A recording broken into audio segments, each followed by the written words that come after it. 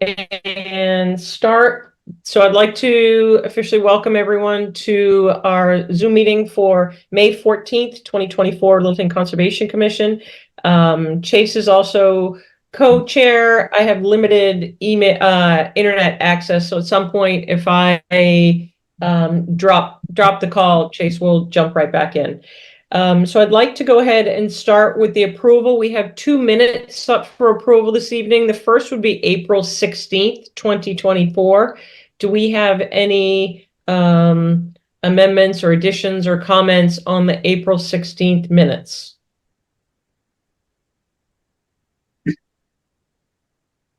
If we do not, may I have a motion to approve? A move to approve the Littleton Conservation Commission minutes of April 16th as written. April 16th, 2024 as written. Thank you. And do we have a second?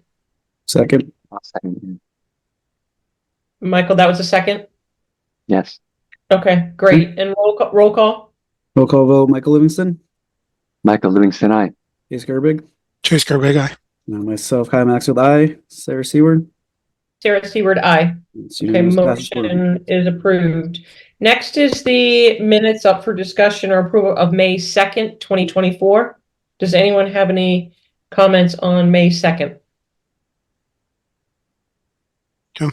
Then I'll move that we approve the Littleton Conservation Commission minutes of May 2nd, 2024 as written. Okay, do we have a second? Second. Okay. Roll call vote, Michael Livingston. Michael Livingston, aye. Chase Gerbig. Chase Gerbig, aye. Myself, Kyle Maxfield, aye. Sarah Seward. Sarah Seward, aye. Okay, thank you for that. So what we're going to do is we're going to go into administrative discussions. Do we have any additions? I have one, which will be discussion on the land use permit coming up on Oak Hill. Do we have any other discussions to add? That will be placed down at the bottom. Okay. If not, without further ado, let's go ahead and start with the two top discussion items. The first will be the enforcement order on 10 Ivy, followed by the enforcement order of 30 Warren. Let's go ahead and start enforcement order 10 Ivy, which is Mass DEP 204-0982, unpermitted dewatering in a buffer zone. Who would like to speak to that this evening? Hello, can you guys hear me? Up. Hi, so I'm Alec Chongers. We were here. You guys can hear me, right? Sorry, I didn't hear. Yep. Okay, good. Hello, I'm Alec Chongers, the engineer for 10 Ivy. Pretty much just, I'm assuming we're going to have to jump on the next meeting because right now they're still at a standstill. We fixed the erosion control concerns that we had. Tim came out and inspected it and said that they gave the contractor the green light. We're still waiting for the DPW to come out and investigate the catch basin. And like I said, right now we're just on pause because the contractor mobilized offsite to go work on the job, and they're planning on getting there for next week. And before we start, we'll have the dewatering set up. And for our last discussion, it's only going to be a very, very small portion of the project will have dewatering because once we get the bed bottom inspection by Board of Health, everything else will be above the water table. Okay, thank you for that update, Alex. So our next meeting is May 28th, but is my understanding that you have permission to go ahead and do the work as permitted, correct, Commission? That's right. The only reason I wanted to maintain this as an open enforcement order is to make sure that the catch basin was in a good condition before we lifted it. Yeah. And we did get in contact with Highway, and they are going to check it. They just haven't got to it yet. Understood. Okay. And Jim Greffy is also on top of it for the Board of Health side of things. Yeah, I did see that correspondence. Thank you, Alec, for sending that along, or for Tim for wrangling out of Jim. In any case, I was glad to know that they were up to date. Great. Alec, I would encourage you to do follow-up call to Highway DPW. They're obviously very busy, but I think some of those things can just fall off the list. Yeah, absolutely. When did you say the next meeting was? We meet again on May 28th, but I'm hoping you can get your work done by then. Okay, so if we how I take it, all right, that works. We'll have I'm assuming they'll be done by next week, so but I'll write that down. And great. Okay, great. So we will continue this discussion to May 28th. Sounds good. Thanks. Have a good night, guys. Okay, thank you for joining us. Okay, next on the list is discussion enforcement order 30 Warren Street. It's an unpermitted construction of a walkway within the buffer zone. Who would like to speak with that this evening?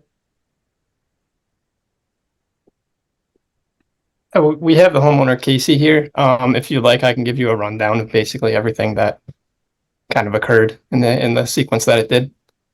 Okay, do you have any photographs that you'd like to share for? I don't believe Michael's been out, so myself, Tim, Kyle, and Amy have been on site. So I don't Carl, but know. he's not here. Yep, I can Yeah, show Carl. this. Yep. Okay. Just give me a second. Okay. Tim, while you're pulling those up, I do want to express appreciation of the sidewalk logs and the photo logs that you've got loaded up on the website. Really, I wasn't able to get out there to see it, but they're well done and really helped me Oh, orient thank you. myself. Yeah, I think it gives you, if you weren't there, Chase, it gives you a pretty good view of what's going on. Mhm. All right. Hold on a second. I think I clicked on the wrong one here. So while we're doing that, Casey, if you'd like to introduce yourself as your full name and where you reside, and let us know if you've had an opportunity to install any erosion control. My name is Casey Kaldenberg. I actually live at 44 Warren Street, which is right next door to 30. After you came out to visit me, you instructed me to put either hay bales or wattle down. I didn't know what wattle was at the time, but I sure do now. And I put wattle down on the backside of the walkway to going across the opening of underneath the decking.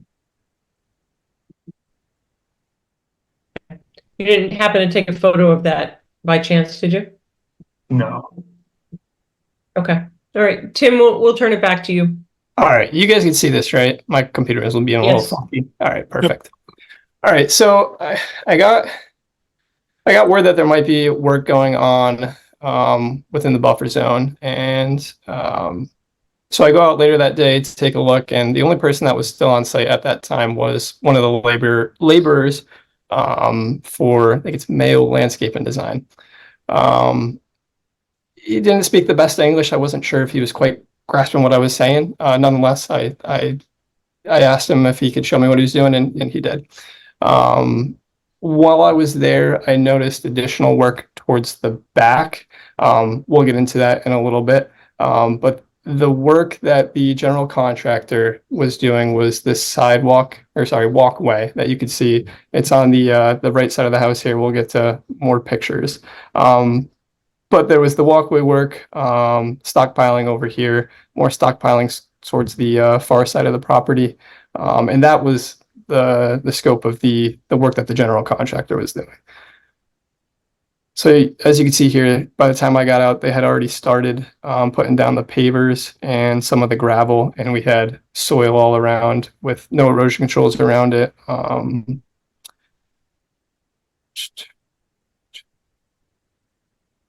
And this is, I guess, a good point to introduce the work that had occurred in the back. So there's this river rock swale that was placed, and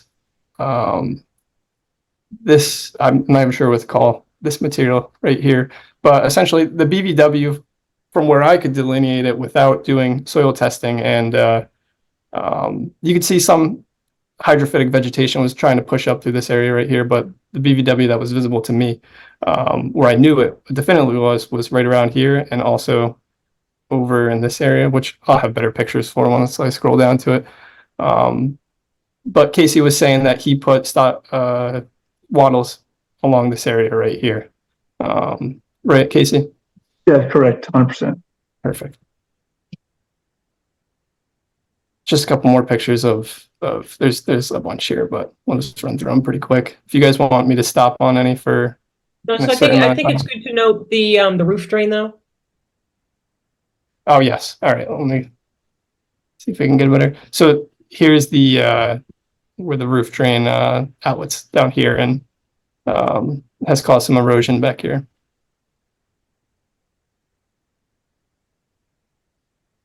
And the wattles go across that, right, Casey? They're Yes, downgrading and what you from where showed that that is. greenish Okay. piping, yeah, the wattle is on the downhill side of that. I gotcha.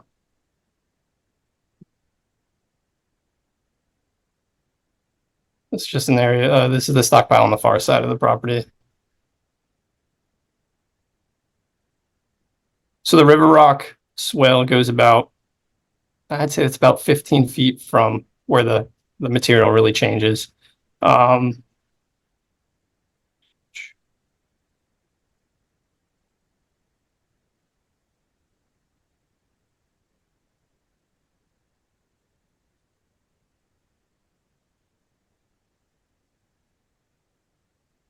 Okay, so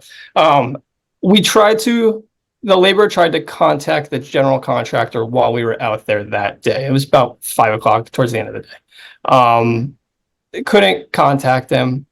He didn't pick up his phone. He gave me his phone number. I called him when we were back at the office and he answered.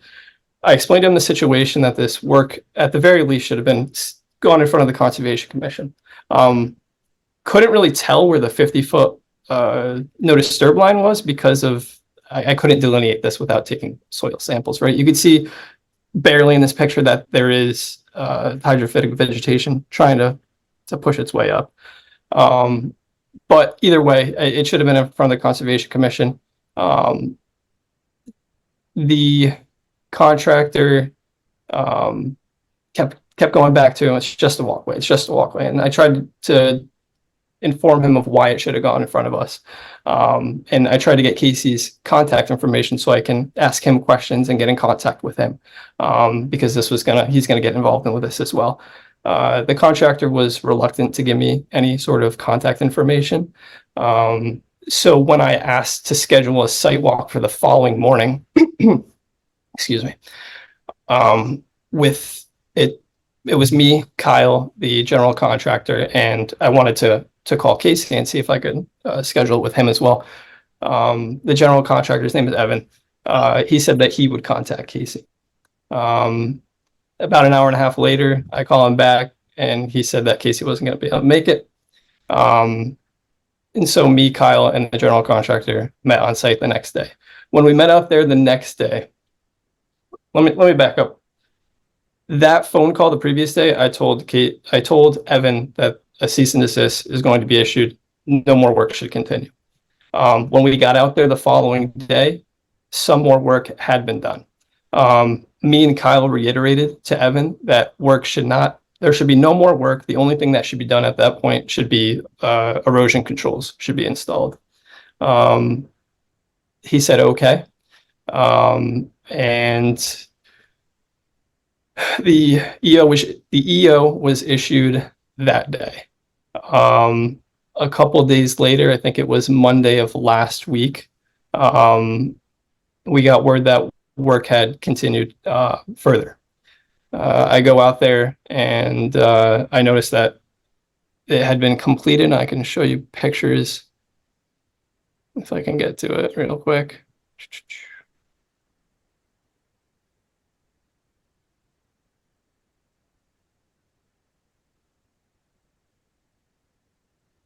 So when I went back out there after I heard that work had continued, this is what it looks like now. Not seeing. You can't see that yet. Can I see anything? All right, let me see. It's still the first document you had up.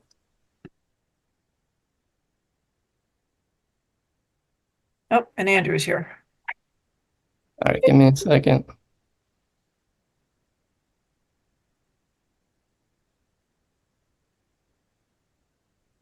Not sure why he keeps doing this. Keeps saying my screen share is paused.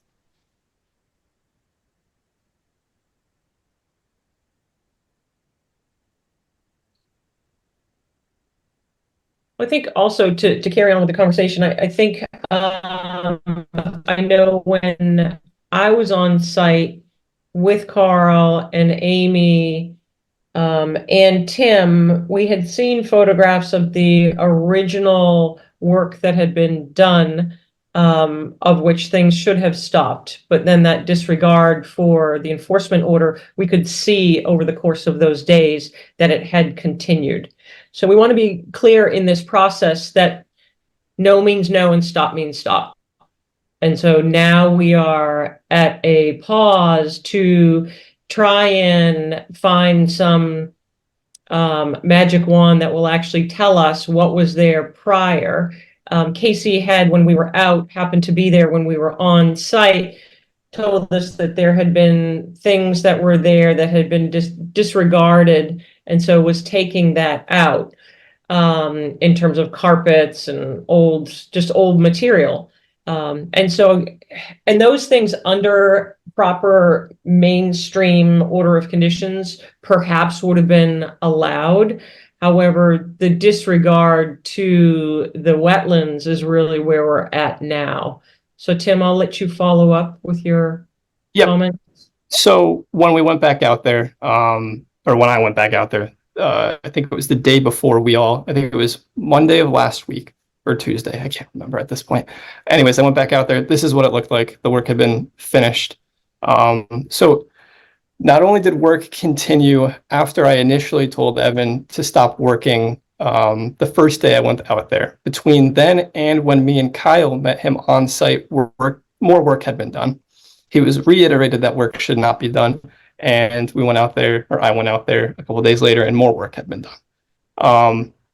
Casey mentioned that Evan said that it was never told to him that work could no longer continue.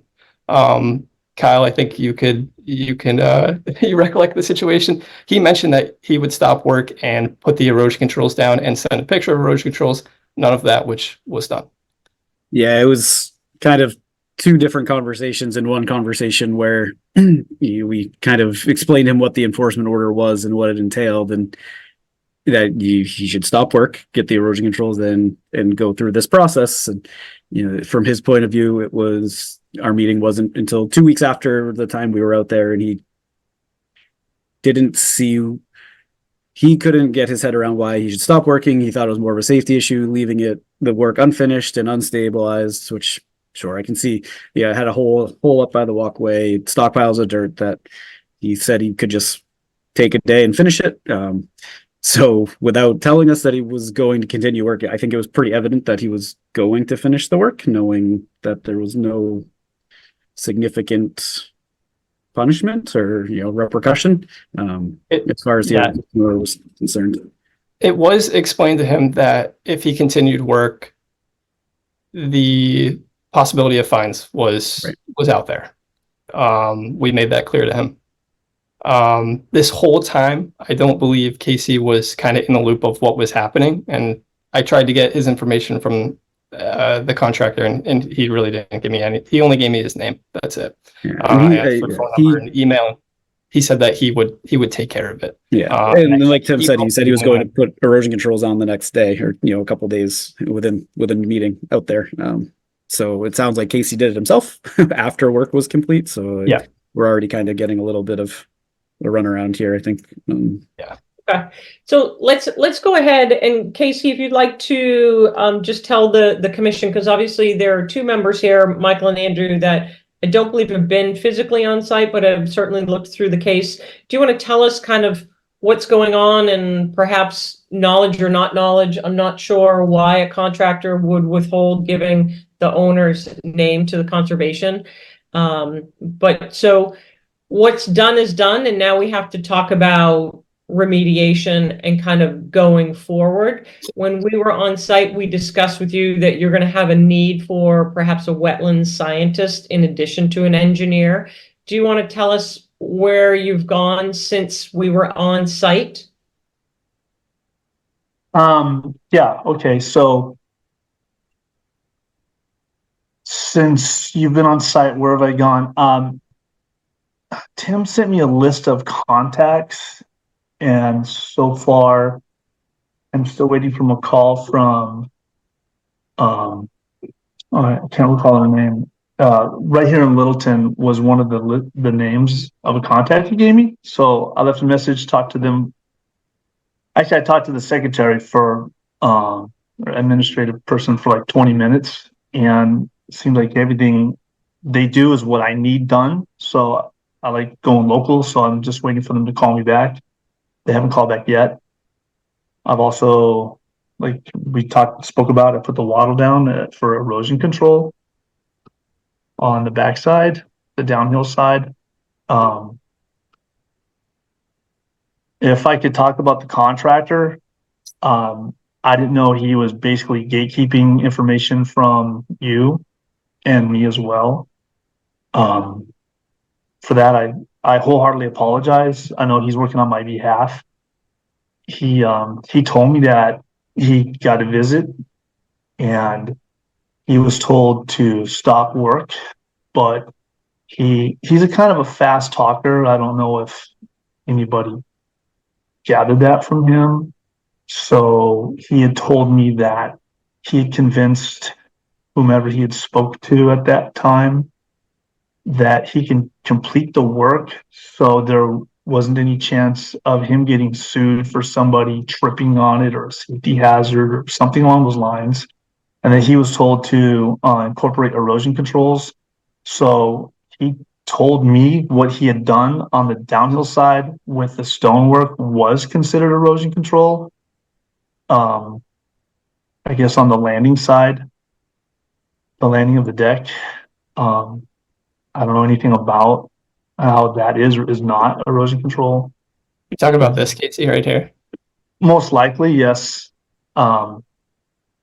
So, Okay. right. He told me he was going to have a meeting at 8:30 the next morning, that he would take care of it. He just had to work out some paperwork. He was upset that he was told he needed a work permit to build a walkway, and he's never done such a thing before. So he thought it was just a misunderstanding. But Casey, So- is he used to working in another state, or is he not used to working in the Commonwealth under like wetlands? Because sometimes we have contractors that come in from New Hampshire or other states. Yeah, so actually he went to Eisenberg School of Business and he's from Concord. Yeah, I don't want to step on your toes, this case, but that's where I was going. He told us that he does a lot of work in Concord and was familiar with the Yeah. Wetland Act at a minimum, that he, is aware that it existed, but Yeah. he didn't think, I don't think, it's clear he didn't totally understand the purpose of, or that any work happening within a buffer needed to be. And I wouldn't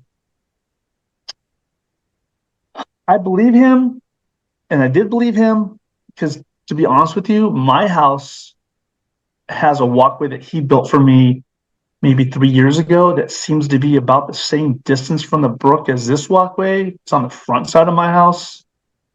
So I wouldn't have thought any different of why I didn't need a permit then than I did now. I didn't put two and two together when it came to a buffer zone. I was clearly under the impression personally that the bank of the brook was the wetland, knowing how the neighbor to the other side of me, the yellow house, Jean, she has kind of a brook pool pond thing going on. So I was thinking that was probably most likely where the wetlands started. All that other work he had nothing to do with. That was all my doing. So he is not the culprit for the backyard. That's all my fault there. So Okay. So let's go ahead. I think we have enough history now. So let's have the commission open up to some thoughts here. I still waver whether we're actually in the wetlands based on the vegetation versus actually in the buffer. I think it's very, very wet vegetation. Obviously, it's very disturbed. So, and that's why we had requested a wetland scientist who can go in and do that. I do feel like, Casey, that you have to understand the ramifications of this work, that there'll be some remediation of this. And working with Amy and Tim, you'll have to basically fill out paperwork for the work that has been done to even see if the work can remain based on where the wetlands are. If it's within the first 50 feet, there would be a waiver. if you meet the waiver, you'd be able to maybe keep some of that, but I think the commission members can now offer some comments on this alteration, which is significant. Okay. Yeah, Amy, or Sarah, can I ask you a question on, I guess, what are we discussing? Are we discussing the entire property at this point? The enforcement, Tim, is the enforcement orders for the entire property, correct? Right. So what Okay. we're going to do is we're going to ratify during this discussion right now, we're going to ratify the enforcement order, which I'll ask for a vote for that in a few minutes. And then we're going to outline the expectations of that enforcement order, which basically are the things that were in that paperwork as well. Amy, correct me if that's correct in terms of order of go. Yep, no, that sounds right, Okay. ratify. I just wanted to make sure we were we're focused on just the sidewalk work that was done initially, and then No, we'll talking focus about on the rest of whole, site, looking the at whole property. holistically the whole site. Because Casey, just the conversation that we had with the contractor was that this would have ended up in an enforcement order anyway because of the other work, but the sidewalk itself, if he would have come in front of the Conservation Commission in the first place, could have been a simple administration. Amy might have been able to give him the green light to do the work. You just need to be aware that it was happening within a potential buffer zone. Understood. But with that, Kyle, I don't want to speak out of turn, but without actually knowing where the wetlands line is, that could have been within the first 50. The So sidewalk? Yeah, but that's my point. I guess that's my point. Just the conversation needed to be had up front, and then we could have gone from there to either help delineate that or point him in the right direction. So. Can I ask a few, since I haven't been able to be out there, can I ask a few clarifying questions of the property owner? I'd like to separate this into two different issues. So we'll talk about the walkway issue, and then we'll talk about the let's call it the backyard. Casey, can you talk to me about what was being replaced or what was new construction with respect to that walkway? I see the deck coming down. Was there already a walkway there that you were replacing, or is this a new walkway? Like what are we looking at here in terms of what was it before any of what's photographed here appeared? So it was just a beaten down pathway. Okay. From the driveway to the deck, and there's no landing. And one reason the only reason I bought the house is my dad and stepmom are very ailing, and we're moving them here in June, and I couldn't imagine them trying to come out of the house off that deck and just roll down the hill. So there's no landing there. It was just that grass. That's all it was, beaten down grass from walking from the front to the back. Some old bricks, cobblestone, but nothing, no landing, no real safe pathway. So that's why I wanted that there. Okay. Casey, just I don't know that Chase knows that is the septic system that's there. That was going to be my next question. Yeah. I think this is probably Art's side of our purview, but I think I read somewhere in the file they want to have Jim Gareffi or the Board of Health just consider the retaining wall there and the implications for the. Right, I sent Jim that picture just to let him know. Okay. So he knows about it. He's aware. Okay. And the contractor told me I was 15 feet outside of any problem areas and above it. So, but I'm going to suggest for the rest of this conversation, we might just take your contractor's opinion with a grain of salt and sort of look forward rather than backwards. Thank you. I appreciate that. Yes, sir. Okay. I think I understand what I need to understand with respect to the walkway. Tim, could you bring up a photo of the backyard? So Casey, I've heard reference to taking a bunch of garbage and debris and things out of there. Can you describe for me the condition of the backyard prior to we're going to go through the same series of discussions, the condition of that prior to the work that was done? Okay. So, the up until the swale and just the other side of it was all grass. I didn't see, as referred to, aquatic plants. I know they're pushing up now, absolutely. But down to the swale and to the other side of it was all grass and it was mold. You can mow it. Years ago, I even helped the neighbor there mow her backyard. So when I bought it, that was all just grass. Okay.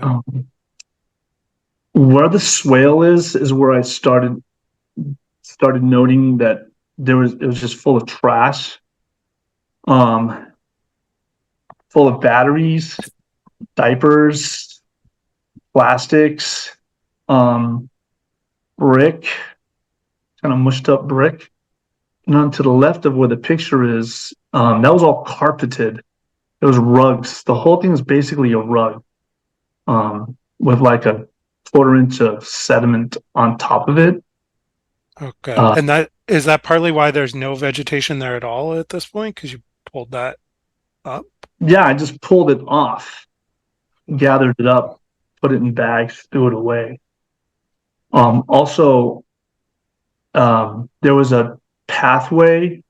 So where that picture is, right to the edge of the very far right, was pallets that took you to the shed. I don't know if we ever saw a picture. There's 2 sheds back there, but it was all pallets that had been pallets on top of pallets on top of pallets. I don't know how many were there, that I'd pulled out of the ground. So I got rid of all of that, and it created a huge divot there. And then You had heavy equipment, or No, maybe you that's did it just manually, just me and a shovel, raked it out. raked it out, filled it in, leveled it. I wanted no grass back there. What I really wanted was pollinator flowers, over cover, something that wasn't grass I'd have to mow, but was something native.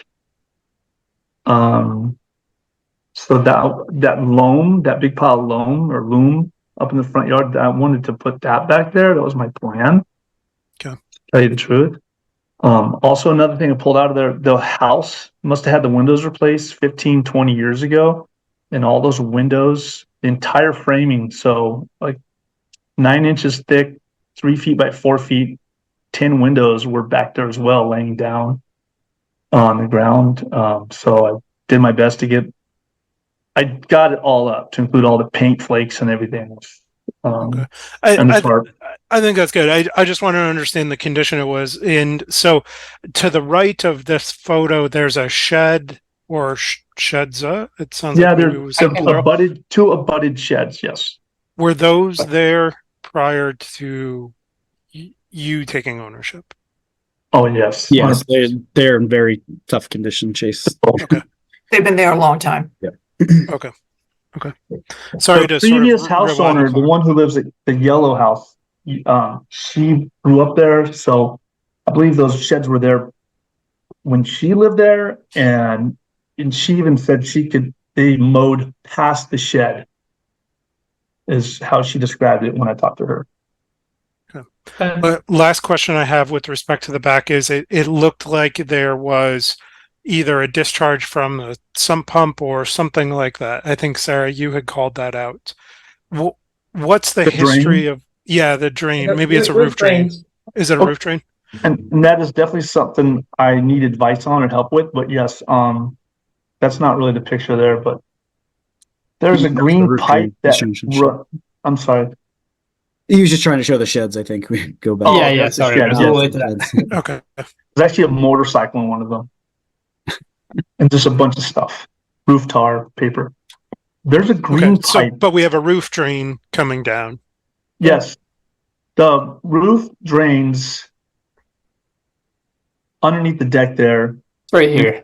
Yes, into a green piping that you can see just the edge of it. That's been there, I don't know, who knows how long. That's not my doing. Are those my pictures, Tim? Because there's a picture of those. Yeah. There was a picture of it. Oh, there we go. Right there. That's it. That, and here's a dilemma I have. One of the things I was doing, I've hired aloe gutters to replace the gutters on the house. Because one of the reasons I even did anything back there, the first thing I did to help out the house was trying to prevent water from getting in there. In January, late January, there's about 2 inches of water in the basement. And I don't know how to get it out. There's no sump in there. So I figured one of the problems was the gutter system that was pretty antiquated. I think some of the pictures that Tim took have the picture of the gutters, but those have since been ripped off, a new fascia board put on the hip roof. And then I have an appointment on Friday that I'd scheduled in March, actually, sorry, that Allo is supposed to come out and put 360-degree gutters. So I don't know where that water's supposed to go now. And I don't know if I should call Allo and have them delay or cancel putting in the gutters. I don't know what to do. I've got to be honest with you. And when we were on site, we talked about what the engineer can design are some dry wells Yes. for some of those downspouts by dissipating on the other corners. We have to be respectful of the time. We've got other hearings that are waiting. So what I'd like to do first is to ratify this enforcement order for 30 Warren. If I could have a motion to do so.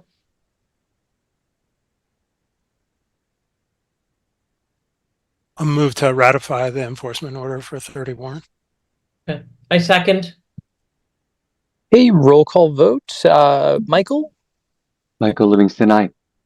Chase, Chase Gerbig, aye. Kyle, Maxfield, aye. Sarah, Sarah Seward, aye. and myself, I. It is unanimous. Okay, so I defer to the commission on this, but I think you have to light a fire under some engineers or something, in hopes that this week you can at least give a message to Amy and Tim that someone has been out on site, that they're working on it. We meet again on May 28th, and our hope would be that for that meeting, you would have really all the plans through that engineer, that we would know where the wetlands are and how we can kind of mediate this. Our thoughts from the commission?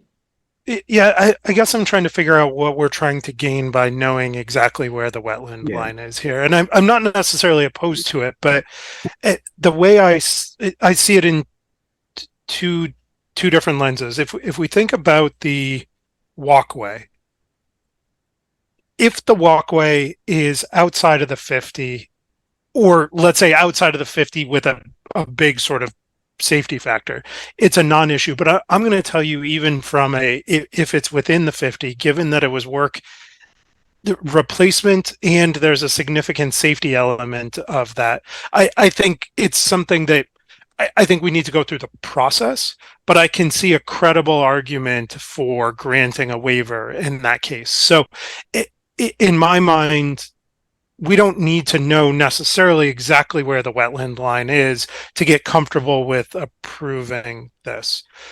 In terms of the restoration element and what was done down below, I'm actually of the same opinion that frankly, if we had looked at this project ahead of time, my understanding from the homeowner is there was a lot of restoration work that already happened. And so to the extent that we're just moving that forward, again, I'm not sure that we have to know exactly where the line is to make a reasonable determination that is protective of the resource.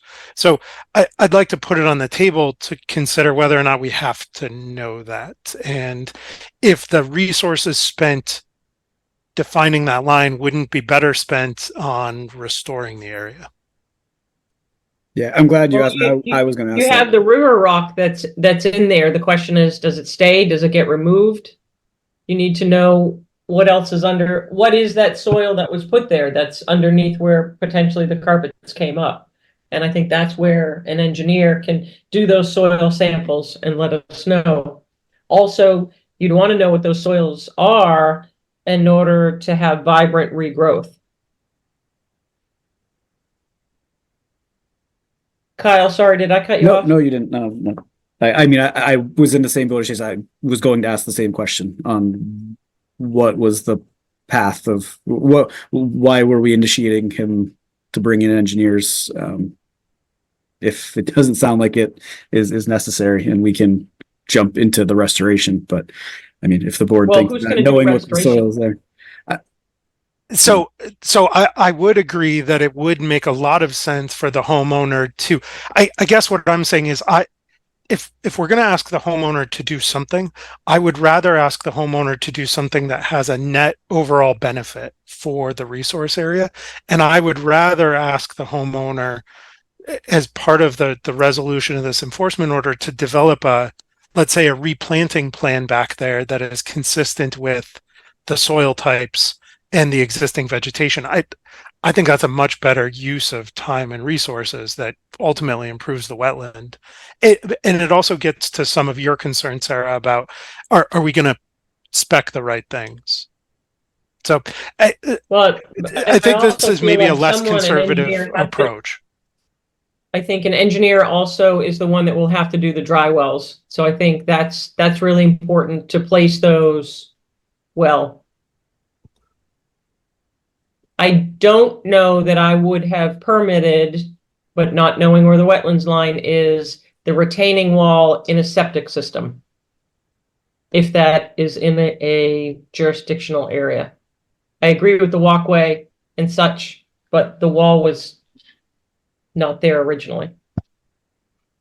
Understood. I guess I see the wall as a Board of Health issue more than a. I see it as a requirement to improve the safety. So I mean, that's, what is it, a foot tall, a foot and a half tall? But it was necessary to, like you said, to pass the waiver in my eyes to create the safety factor there. Okay, so what are the action items here? We've got to get going. I'd like to see a replanting plan. I think that's I do think that's a really important piece. I would like to see a wetlands line. I mean, I would expect whoever's out there could to develop the replanting plan could do that. I question whether or not we need to plot it all up. That's a lot of resources. I wonder if we could have it flagged out there and the wetland line, have Amy or Tim confirm it. I'm just trying not to create a mess here. I'd rather fine spend with the money that. on somewhere else. Yep, I'm Yeah, fine with I that. agree If with Amy you. is. Yeah, I don't, seeing it on paper isn't going to change seeing it in the field, right? I don't think the 100 feet from wherever it Okay, is. so now So that we're no survey, but probably pin flags about where the wetland was. That's based Pin on flags. Yeah, exactly. right, so that they have a working range of, so they know the distances. Yeah. Okay, so And the only thing I would suggest, Casey, is if that was places you were talking to, I assume, Sue Carter. If Yeah, that's right. Sue Carter was the name. I think they are very busy. So I would suggest you talk to Chuck Karen, who's the first on the list.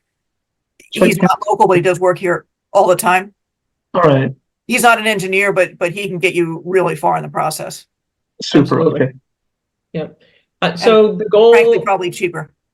yep, the goal, I believe, should be that you've made positive communication with someone and had them out on site this week. And they can also, and then I would ask Amy or Tim to go out on site to verify that the erosion control is in the right area and properly installed. So this will be continued to May 28th. And at that time, we would hope that that you'd really have all your ducks in a row in terms of having your replanting. Okay. Okay, Fair enough. great. Anybody else have any other questions? One last comment, Sarah. Casey, I don't think we would want to see you spray like fertilizers back there right now. We usually have very I don't do particular. mosquito spray in my yard. I don't do any of that stuff. Fair enough. my I big mistake just here, want to right? make sure we would worry about that in a typical order of I conditions. appreciate it. I won't. Okay. All right. Thank you. We're now Thanks, going to Casey. jump in. It is 8:15 and we're going to open our 7:45 public hearing, which is a notice of intent for Spectacle Pond Road, Mass DEP unknown number. It's -9-0, which is construction of commercial associated work. We apologize for keeping you waiting. Paul, you are muted. And I see Steven's iPhone. Is that Mr. Reitmeyer there, or is that, I'm not sure who to let in. Steve Brightmeyer is waiting, I know. Okay, all right, because we don't let people in unless we're really sure who they are. Even then, we regret it sometimes. Okay, so Paul, if you want to go ahead and introduce yourself, you're welcome to share your screen. And I will. this plan has been in front of us before. And yep, I'll do yeah, that. Thanks. go ahead. Real quick, Amy, is Seth Donahoe and is he waiting? I see an SM. That doesn't sound like Seth Donahoe, so otherwise I do not see him. Okay. So yes, Paul McManus, professional wetland scientist from Ecotech in Worcester. Steve Brightmeyer is also on. Steve is the owner and applicant for this project. I'll jump right in. The site is at the end of Spectacle Hill Road. Well, I guess it does continue on beyond that, but it's on Spectacle Hill Road, which is a gravel way. It's a former gravel pit site. It's pretty obvious when you get out there. Those that were out there last Wednesday saw there's a berm around the perimeter of the site. There's bordering vegetated wetland that wraps around 3 sides and also exists across the street to the west, which is the left in this figure. During the site walk, the commission requested a couple changes to the delineation. I've circled back here. That's flag AA32R. We revised that flag location. And then Amy and I had talked about the mean annual high water boundary over on the left side here within this circle, where you can, oops, sorry, I'm trying to enlarge that. You can see we had R6, R5, R4 was what we had delineated. That mean annual high water boundary has been revised. This is that area that comes up within that flat area, Amy, that we had talked about. The buffer zone and riverfront area lines were adjusted accordingly. So this obviously I should have been explicit. This is a revised plan that was just put together. You do not have this yet. I will of course get it to you, but I thought it was worth sharing the revised plan to show that. Another request of the commission when we were out is along the existing gravel road here. This is the driveway to the left off the plan is the driveway to the stoneworks. And it was clear, that there had been plowing had resulted in some material that came over this banking here. So the plan's been revised to show boulders to be placed at the top and that berm to be cut down to match the grade of the road as we discussed. I will also, the plan does talk about topsoil and native seed mix. I'll provide some more detail about what's proposed there. But I just wanted to acknowledge that. The other thing, significant change on this revised plan is that there was some work proposed. The original version of the plan had a driveway coming in on the right side of the building, and there was a little bit of grading inside the 50-foot buffer, which is this orange line here. So that driveway has been shifted. The building shifted a little bit, and the driveway shifted over to the left side of the building, and showing a little bit of a boulder retaining wall here at the corner of the building, so that all the work will be out of the 50.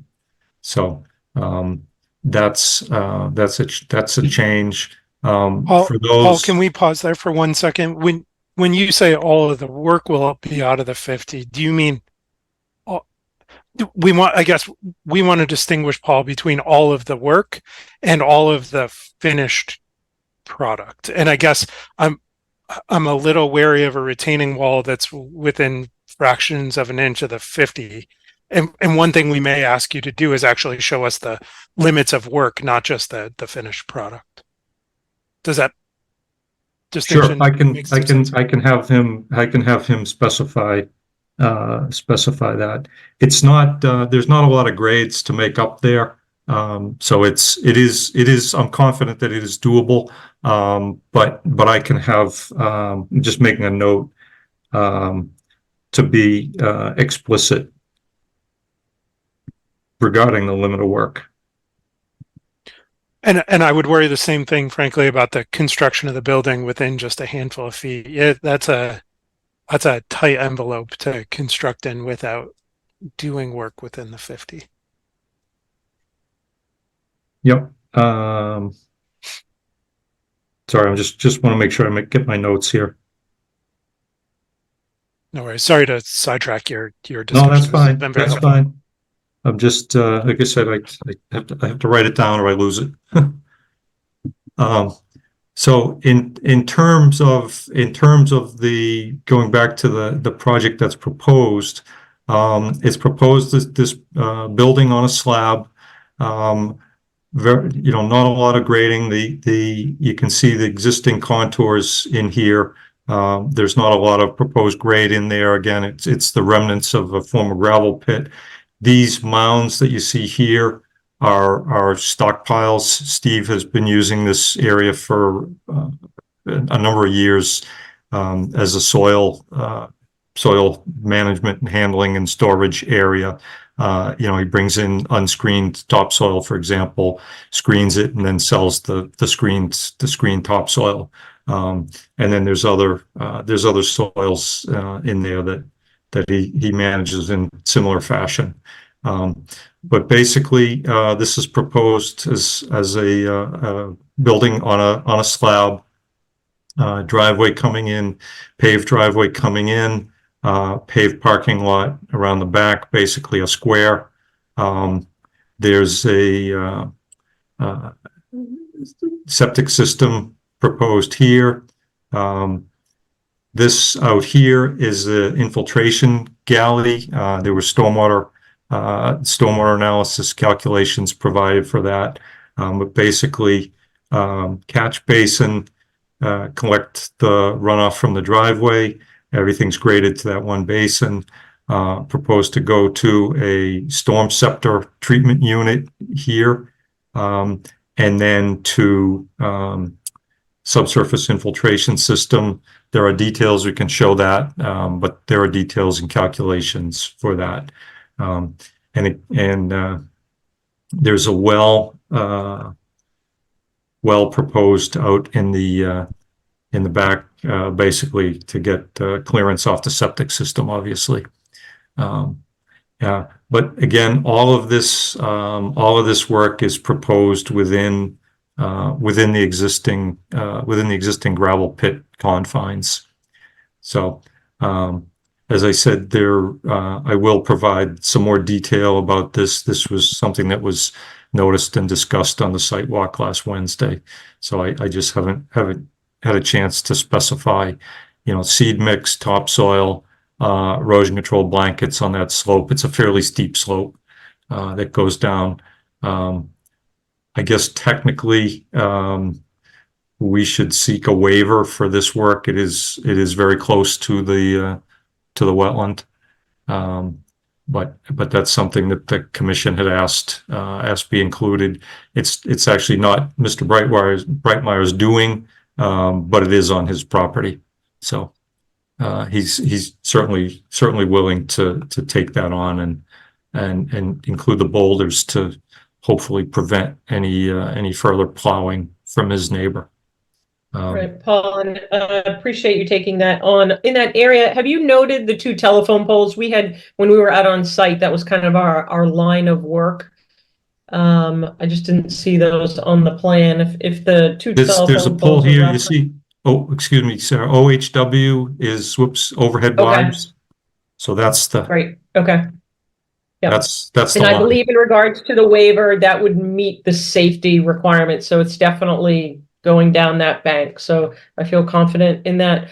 Paul, you made reference and showed us where there was some discussion about the well and the viability with its proximity to the transfer station. Did Board of Health say that you can in fact put that well in? Because we know the adjacent property, they were not permitted to do so. Yeah, Seth Donahoe from Dillis and Roy was planning to talk to the Board of Health. I thought he was going to be on tonight. That was on his task list, so I can't answer that. I know we had wanted to answer it. Okay. I would suggest, Sarah, that let me step back.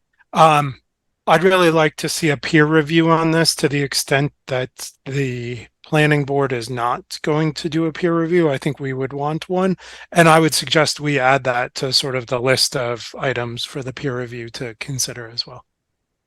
The appropriateness of the location of that well.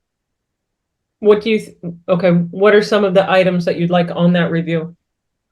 In particular, the stormwater. I think that stormwater here is not a triviality. And we want to, I'd like someone versed in it to run through it. So it's an interesting kind of conundrum out there, because it is not a gravel base. It's kind of a sloppy mix on that road. So when it runs, the water, then a lot of it attributes and goes off onto Mr. Brightmeyer's property there. The entrance, I think, will be drier pulling in, but Stone Yard's just sheer traffic degrades that road immensely.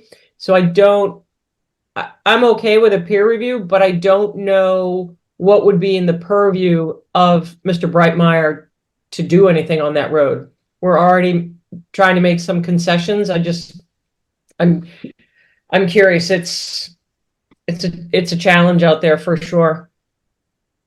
And I'd be happy to sort of view it through that lens, particularly if the peer review comes back and says, hey, there's some things here that aren't perfect. This wouldn't be the first time where we've said, are not perfect and good enough are maybe different things. And Paul, they might be able to help you set the location or the elevation of those rocks as well. Basically just running a line on that road. Yeah, Seth has on the plan, he has a note, lower grade to match center line of gravel access drive. That's what he's proposed here. Yep. And I think that's a good shot to try that for sure. I'm wary how much Stone Yard degrades that center line at times. The left side looks much better than the right side. Yeah, But I mean, that's I know because- I know Steve's on, but I know I can speak for him and say that you know he'll do, you know, he'll put it at whatever elevation you think serves the purpose best. Okay. Chase, anything else that you'd like them to look at? Nope, not if you guys are happy with the wetland lines. Okay. Can I ask Sarah if it's worth Paul running through the riverfront numbers just to confirm that there's no issues there? Sure. Yep, that's great. I mean, yeah, If I you didn't. rerun them. I'm sorry. I mean, basically, we're proposing this under the 1058.5 degraded riverfront provisions. So we didn't. We have. Let me find the. Whoops. Sorry. This is our notice of intent. Filing, and I think we have the numbers in here. Give me a second. Apologize. You have a summary table on your plan. Total riverfront is 105,000 square feet, of which the degraded is call it 72,000 square feet, which is certainly greater than 10% of the total. So the, you know, approximately, 58,000 square feet, will remain in its current condition, and about 13,000 square feet. I don't know if this is the number you were looking for. 13,000 square feet, plus or minus, is the proposed building and driveway, building and paved area. But again, it's not a typical riverfront area analysis, in that we are working under 1058-5 for the redevelopment, because clearly we have degraded riverfront. One of the definitions of that is absence of topsoil, which we clearly have. So I'm not sure if that answers your question. Yep, no, but I just want to get it run through. Thanks. And just to be clear, while we're talking about riverfront area, Paul, this project, what impact will this project have on riverfront area that is not already degraded? None. That's a good answer. That's what I understood to be happening. I just wanted to confirm. Does anyone else have any other questions? So we meet again, Paul, on the 28th. And you can kind of connect with Amy and Tim in regards to a peer review, but would hope that we have at least the Board of Health verification for that at that time. Any commissioners have any other questions or guidance for Paul and Mr. Breitmeyer? So, excuse me, Sarah, if I may just, you want me to work offline with Amy to deal with the peer review and get that set up and get information to somebody? Do you have, excuse me, there was a name kicked around on the site walk for that. We had referenced Green International. I don't know how busy they are. That's one that the town has worked with, and planning board has worked with them as well. Amy, I don't want to speak for you. Yeah, no, I can contact them tomorrow. Okay. Okay. And the advantage to you there, Paul, is they're familiar with our particular bylaws and idiosyncrasies and so on. No, that's fine. They were, as Sarah said, they were, I didn't have my notes in front of me. They were the name that was mentioned last Wednesday on site. And I know Steve, Steve's attitude was, it's like, your commission seems to think they're reasonable folks. So Right. fine. Okay. So great. We will yeah, look forward to seeing you on the 28th. Do you have any other questions, Paul? I was just going to ask for the logistics, just to try and keep this moving. Does Steve need to set up a 53G account, or how do you handle that? We will. What I'll do is I'll do up a scope, can run it by you and probably Green at the same time. So you don't waste time there, and just get that part of it going. And then once they have their estimate, we can set something up. Okay. Yeah. Okay. Yeah. So yeah, please or if Steve cares, they can send the invoices directly to him and just pay. So, we can hammer that out.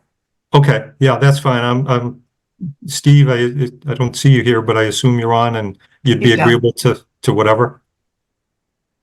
Did we lose Steve?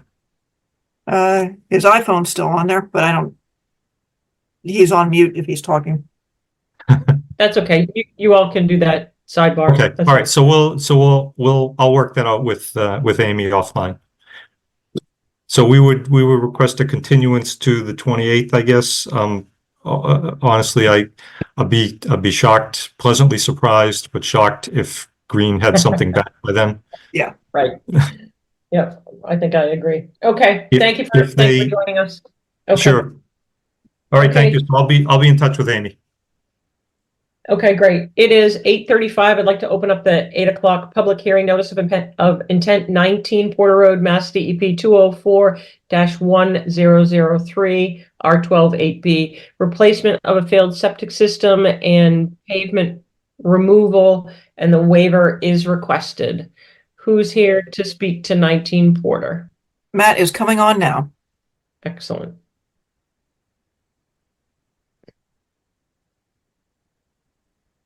Everybody hear me okay? Yep, thank you and welcome. Thank you. Okay, can I share my screen? Yep, can you introduce yourself first, please, Matt? Certainly. My name is Matt Morrow. I am representing 19 Porter Road LLC for a notice of intent for replacement of a septic system at 19 Porter Road. Okay. We look forward to your shared screen. How's that? Perfect. Looks good. Okay, so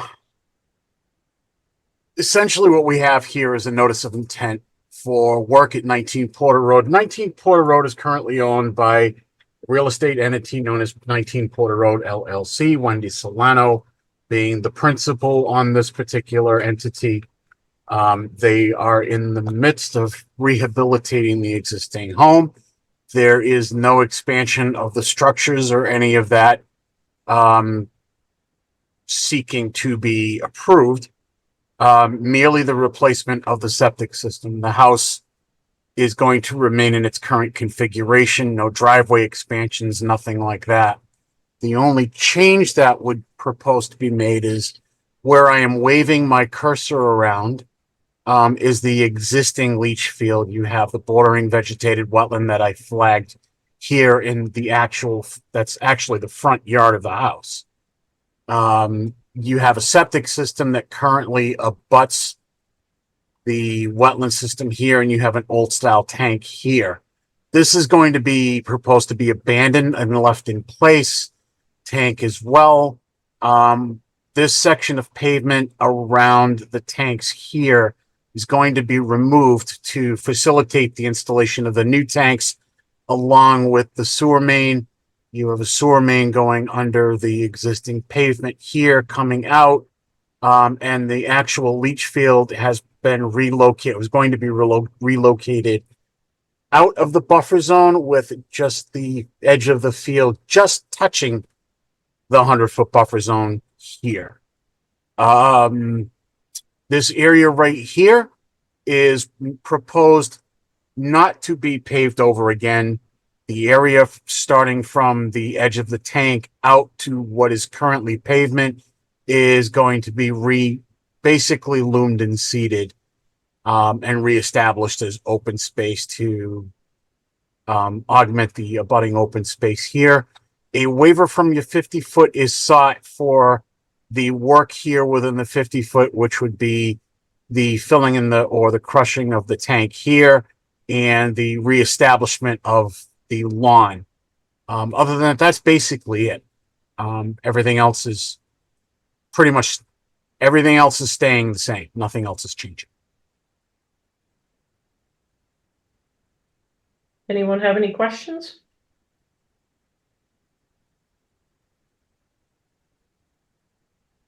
When is the work proposed, Matt? As soon as the appeal period is done. Okay. I'm comfortable with this. There are a couple conditions I would add that, like, maybe the applicant needs to identify any soil stockpile areas and protect those. But I think those could be conditions rather than requiring them to go back and draw it on the plan here. Soil stockpile areas to be approved by the agent. Okay. Matt, where's your groundwater? You don't anticipate having to do any dewatering, do you?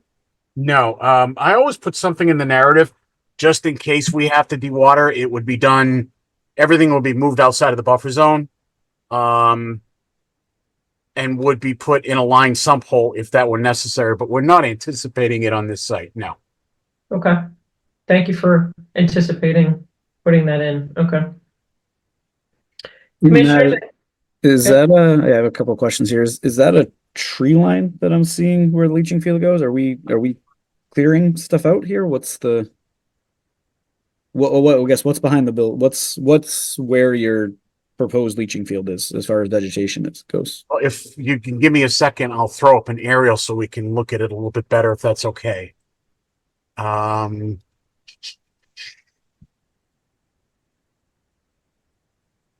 Guess we don't really have much say in that anyway, now that I'm thinking about that, but for my own.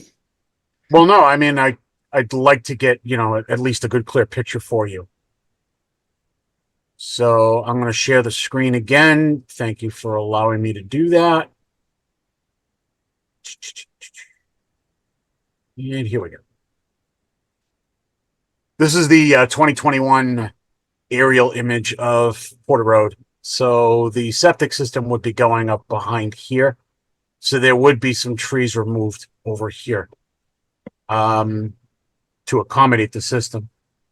Up here is very thinly wooded. There's really no anticipated work up here, just the area of the system. And that would be it. There's no other trees at the edge of the driveway or anything like that that would be removed. Everything else is an existing open area. What's on the current leaching field that's there? That's within buffer, right? What? There's nothing there right now, but it actually looked like it might have been a garden. Okay.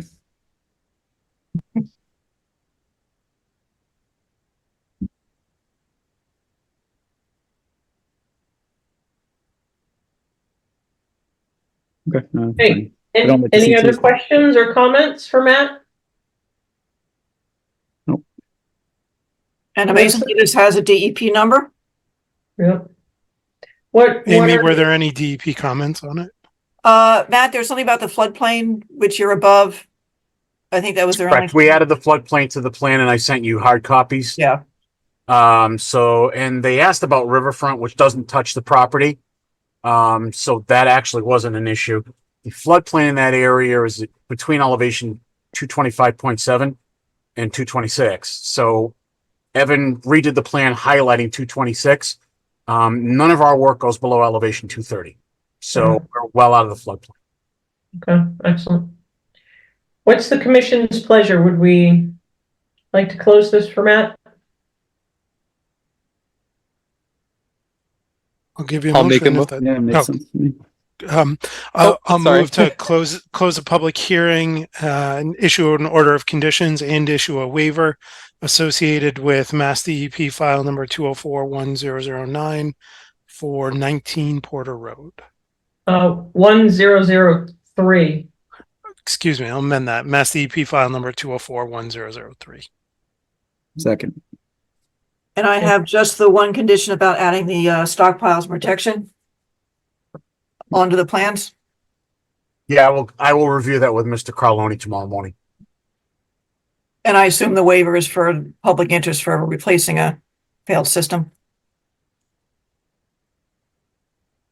Yeah, I see it as consistent with the intent of the bylaw. Yes. Yeah. Can we do a roll call? Roll call vote. Chase, Chase Gerbig, aye. Michael, Michael Livingston, aye. Kyle, Maxwell, aye. Sarah, Sarah Seward, aye. and myself, I. It's unanimous. Okay. Thank you for coming in, Matt, and good luck. Thank you very much, ladies and gentlemen. Have a good one. Thanks, You Matt. Thank too, you. Matt. Take care.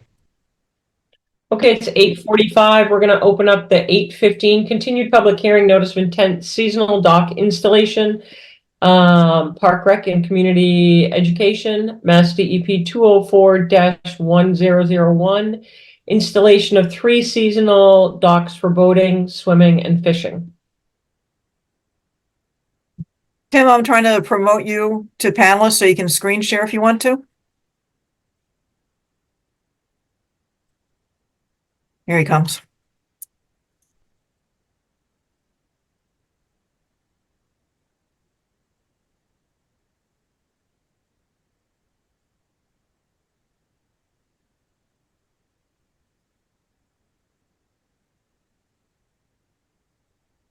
All right, good evening, everybody. How are you? Good, thanks. Welcome back. Tim, if you could introduce yourself, that'd be great.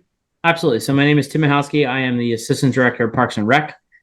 This is our, I believe, second or third time that we've come before the board. And I just wanted to give you an update on where we were. I believe we're starting with the docks. I will share my screen for everyone. So to begin with the dock, we were given our notice of intent and we were issued our DEP file numbers for the project. So one of the stipulations with the dock that was requested by the DEP is that that was erosion controls. That's our next one. So one of the things that we were asked to do was to understand what the impacts of the footings and how they should be quantified. In our original filing, we had provided pictures of the docks, specifically where they were going to be and where the dock pilings were going to be on there. In response to this, I responded back with the photos that we had originally provided with the docks, with an Excel document for each dock, just quantifying how many pilings there were actually going to be. So in total, there are going to be 22 different pilings, which are defined. It's 4-inch round galvanized poles that go in that are covered by the PVC covers. As far as the impact on the bedding of the lake, they are directly into the flooring of the lake. There are no footings.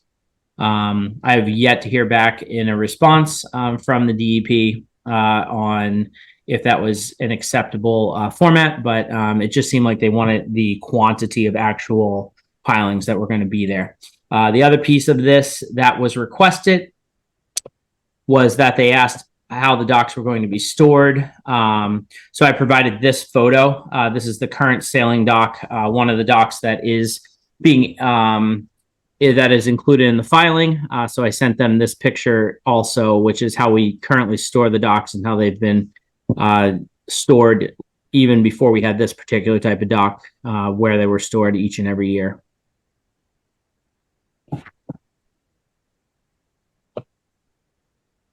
Thank you, Tim. Anyone have any questions? I saw a note on the screen about Chapter 91. Is that being applied? I'll pull it back up for you. Amy, can I defer that question to you? Well, Tim's gone through the select board for that. So the select board are filing a Chapter 91 license? So unfortunately, one of the things, Sarah, that we don't have since the early 90s is we're supposed to have a harbor master because we have great ponds in the town of Littleton. And since that gentleman passed away / resigned, the town has never re-upped that. So in lieu of that, I have always gone before the selectmen the select board, I'm sorry, in order to gain that, grant that ability. Okay. Who was our harbor master? I don't know his name. At one point I spoke to the gentleman who runs Harvard, and he knows the gentleman who it was, but I don't remember. I just don't remember that we ever had one. That was before my time. Me too, I guess. Okay. At one point I had volunteered to do it, but as of post-COVID, it's somebody who now needs to go through the police academy. So it would be somebody who falls under Chief Bernard's purview if you guys wanted to have somebody go through that class. Excellent. Okay. Any questions for Tim?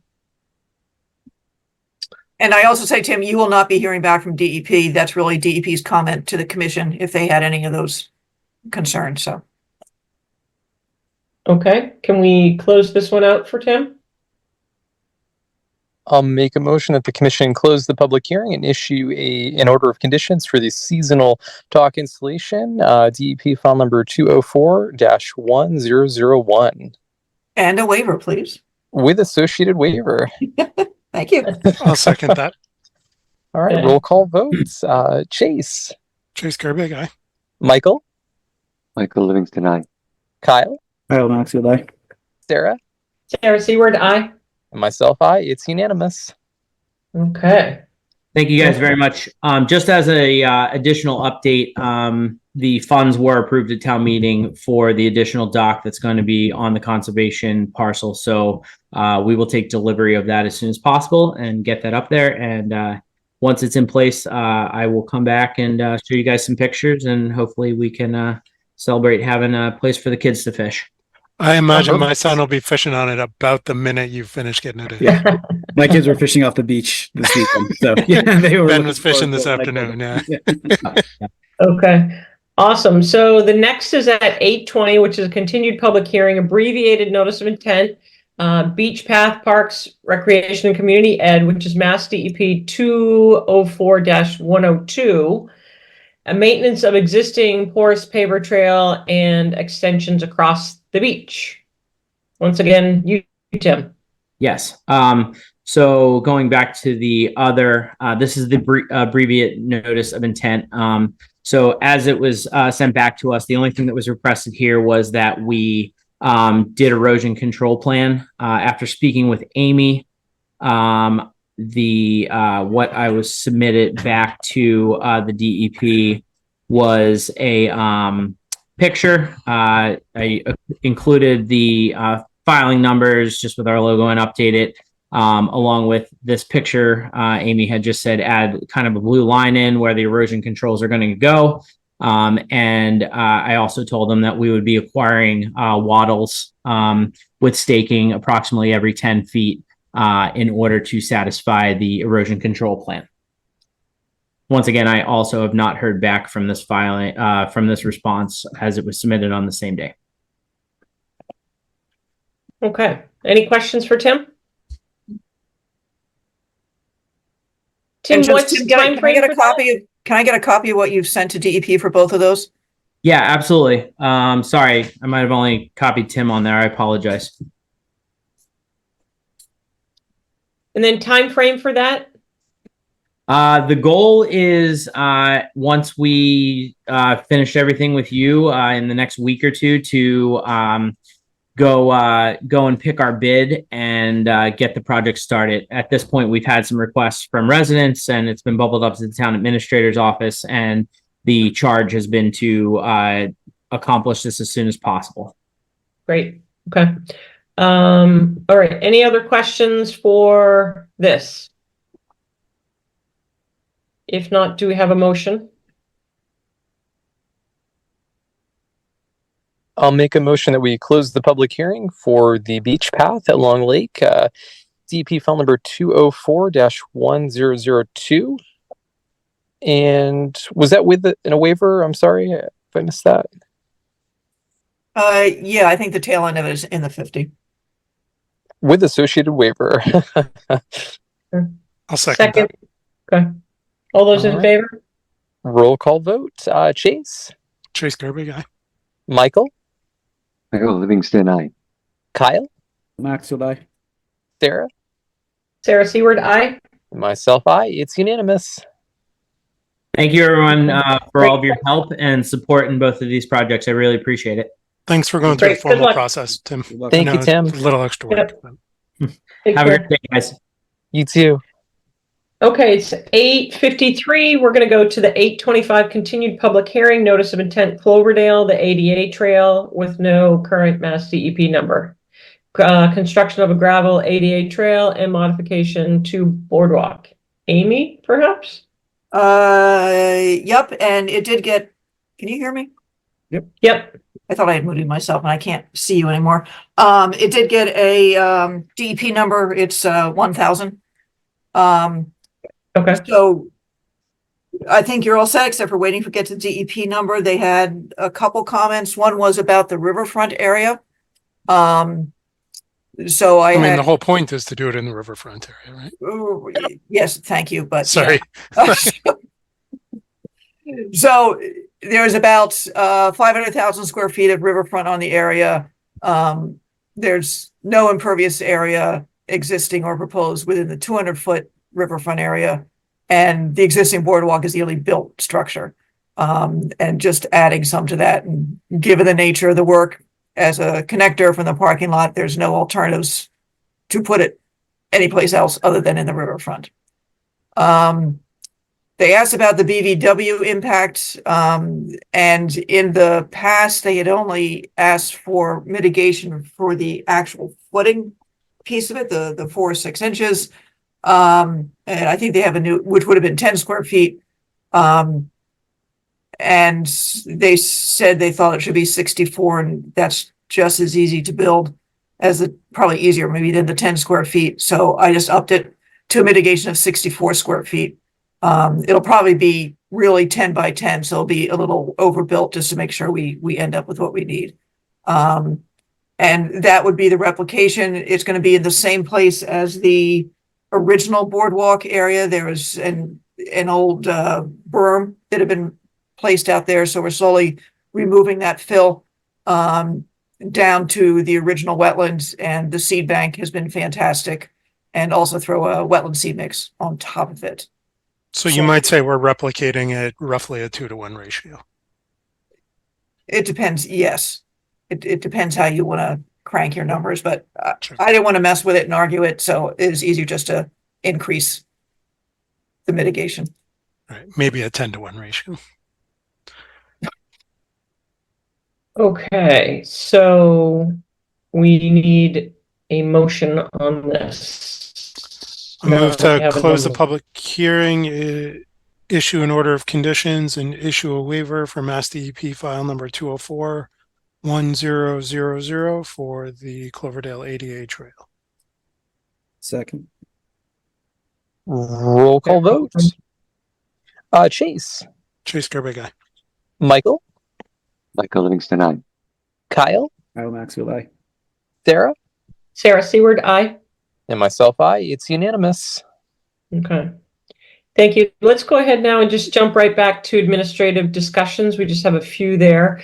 If we can start with minor modification, Browns Woods, Mass DEP 204-0932 to control burning bush and barberry.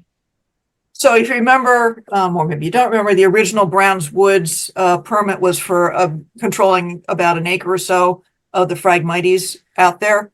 And that's been 3, maybe coming up on 4 years, and it's doing great. It's still a little further to go. But as also mentioned in that permit application, I'd like to start doing some more of the a little bit more terrestrial invasive species management, specifically the burning bush and barber that's right up against the wetland edge there. We've done a lot with the weed warrior, but we're starting to run into the larger burning bush that they can't tackle with the weed wrenches. So what I'd like to do is just continue with the herbicides that have been used for the Phragmites, and still get the volunteers to help cut that stuff down, and then get a licensed applicator in there to do a cut and daub. And also hopefully make that a weed warrior training session for anybody who wants to actually see that in action, so they can take the information home with them. And that's that order conditions is good through 2025, I think, something like that. So I'm not asking for extension, just for a minor mod. And Amy, do you need a formal vote on the minor mod, or is this informing us? I do need a minor mod, please. That's what I thought. Or for, Yep. I'll vote. I move that the Littleton Conservation Commission issue a minor modification as described for Browns Woods, Mass DEP file number 204-0932. I second. All those in favor? Roll call vote. Chase, Chase Gerbe guy. Kyle, Kyle Maxfield, aye. Sarah, Sarah Seward, aye. Michael, Michael Livingston, aye. and myself, I. It's unanimous. Okay, thank you. 114 Taylor Street, discussion of proposed work. Amy, I sent that. I sent an email. Yep, I had to Overview. forward it to myself at home, and I'm trying to see if I can get Okay. it here. Yeah, my computer for whatever reason stopped working, so I'm on my phone. I can't pull it up. Tim, do you want to start with a discussion on that while we're Sure. trying to- So they were actually in front of us not too long ago. I think they have an open order of conditions for a fence in their backyard. It's within the 50. That's besides the fact. They the homeowner wants to do some work. It's outside of the 50 on the front side of the house. Amy, can you scroll down to the picture? One more, I think. So you can see it's on the right side of the front face of the house, right? So, and Amy, can you scroll back up to the first one to show where it is in the buffer zone? So it's relatively far outside the 50-foot.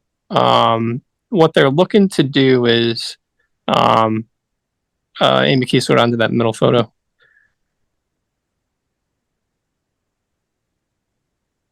Perfect. He's looking to do some work here. He's looking to pull that wall, that corner on the right side. He's looking to move it more to the left, kind of where to to encompass where that rocking chair is. I think he's looking to move.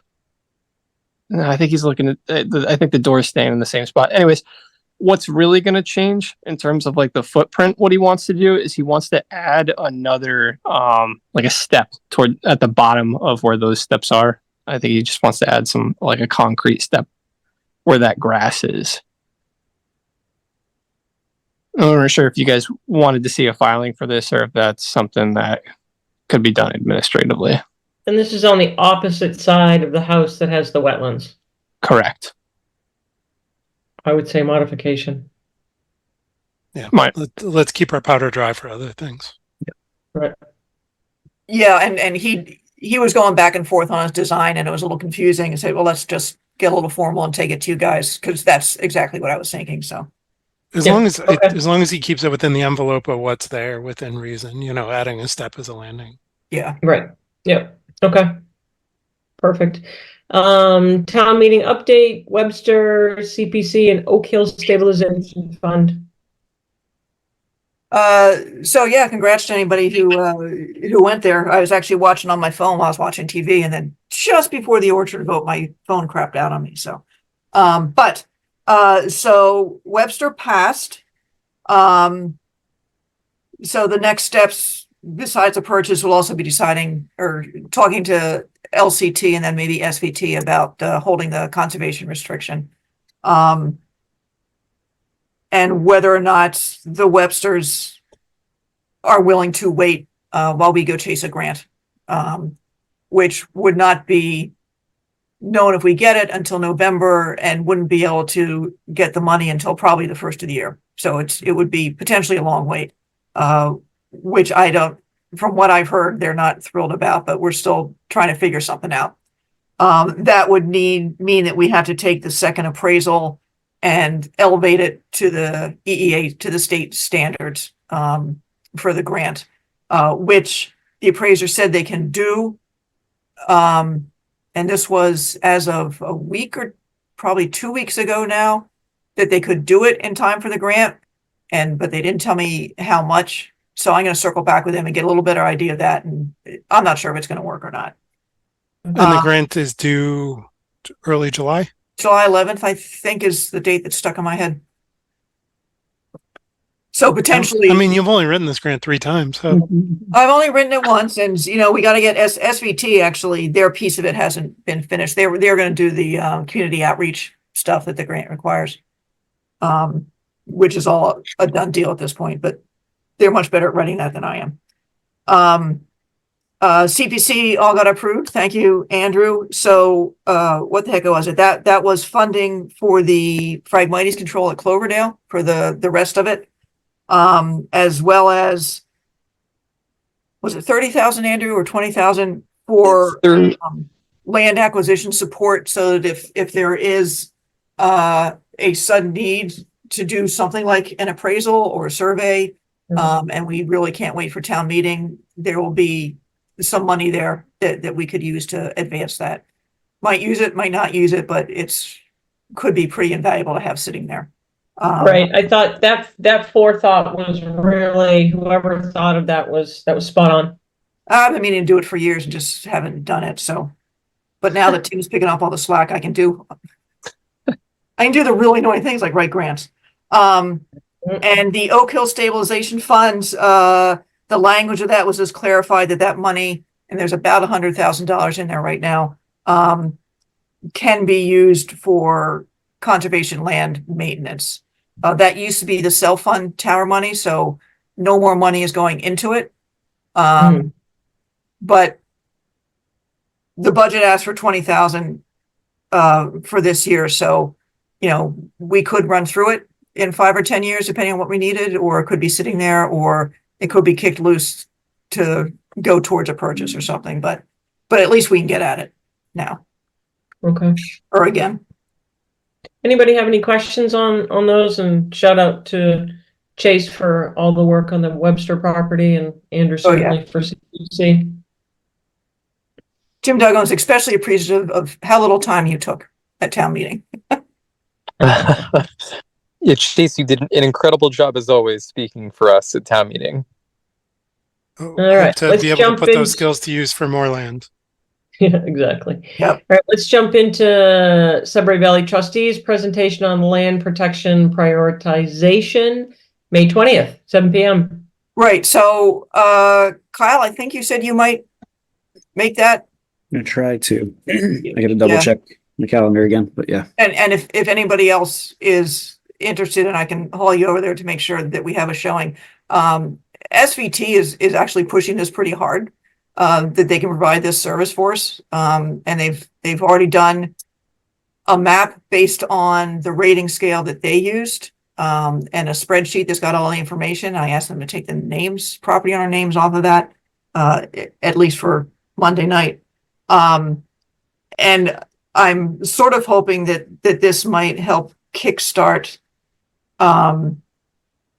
what Stephen Nudie calls the checklist, checking all the boxes. Okay.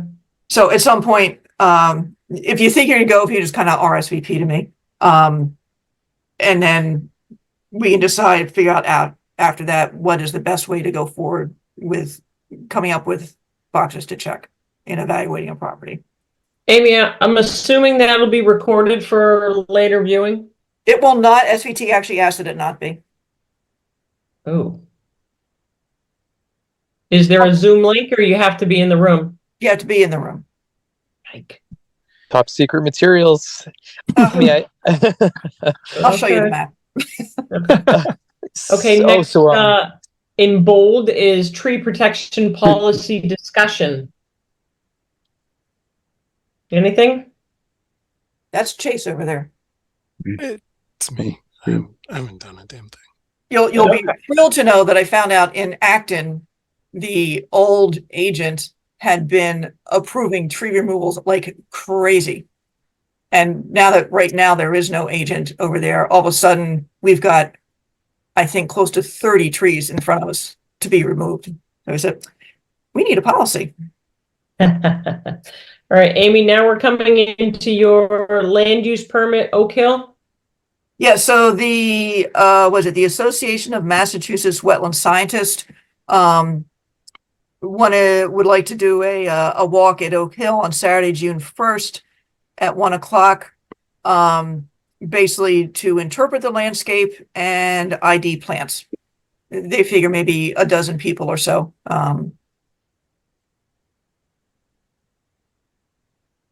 I think it's great. I figure it'd be pretty straightforward. I just wanted to run it by you and get a vote to make it all official, if you're so willing. What day did you say that was? June 2nd? Saturday, June 1st. June 1st. I make a motion that we issue a land use permit on June 1st, 2024 for the navigation and identification of vegetation at Oak Hill. Second.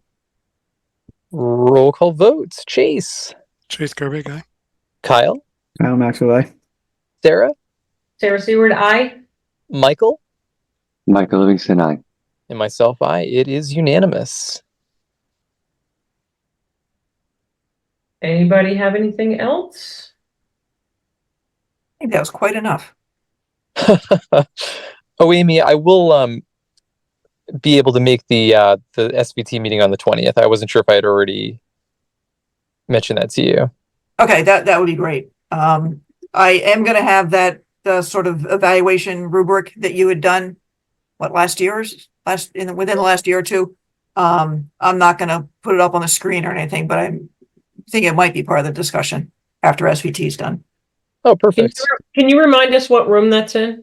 It's in the library, Okay. 7:00. Okay. Oh, and just make- FYI, there is some small talk at the town administrator's office of trying to get the boards and committee chairs together on some semi-routine thing to talk about what's going on. So you may or may not be hearing something about that, but just a heads up. Which Is also there- reminds me that on next time agenda will be re-election or election of officers and the signature authorization thing.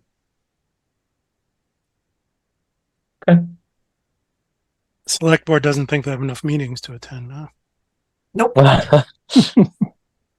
Yeah, I'm a bit surprised with that. Seeing when other committees try to meet with them, they don't. Oh, well, they were starting to say monthly. I was like, there's no way you're going to do that monthly, but I would say annually. Okay, let's see. I'm gonna make a motion for adjournment. It is 9:11 for May 14, 2024. Second. All right, roll call vote. Chase, Choose Kirby guy. Kyle, Kyle Maxfield, aye. Sarah, Sarah Seward, aye. Michael, Michael Livingston, aye. and myself, I. It's unanimous. Everybody have a